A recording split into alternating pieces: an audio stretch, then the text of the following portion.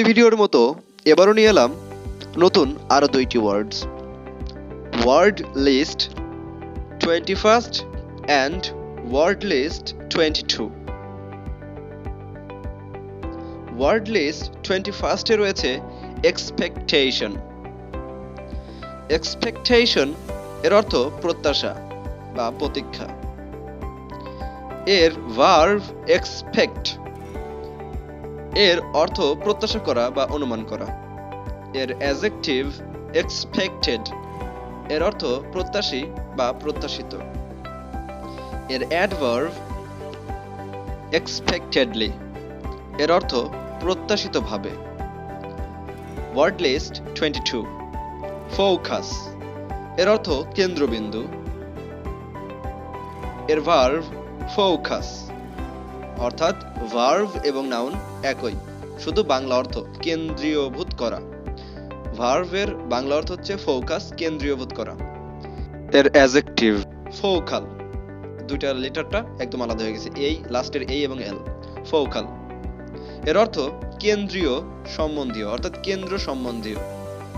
এখন আমরা এই দুইটি ওয়ার্ডের চারটির প্রত্যেকটির একটি করে সেন্টেন্স দেখে নেব। প্রথমটা থেকে শুরু করি।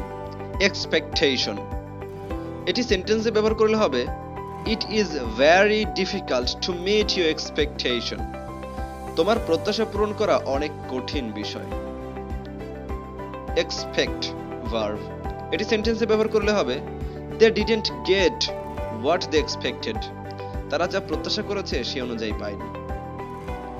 অ্যাডজেক্টিভ, অ্যাডজেক্টিভ এক্সপেক্টেড, এটি সেন্টেন্সে ব্যবহার করলে হবে government job is an expected job for everyone.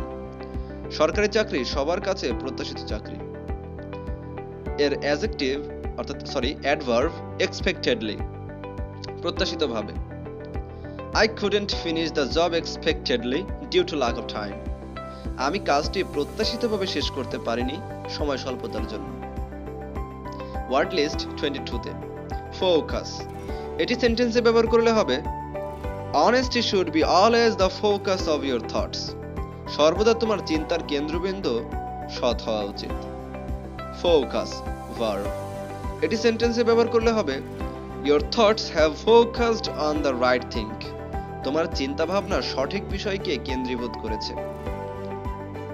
Focal adjective, এটি সেন্টেন্সে ব্যবহার করলে হবে I don't know which the focal point of the discussion is. আমার জানা নেই আলোচনার কেন্দ্রবিন্দু কোনটা।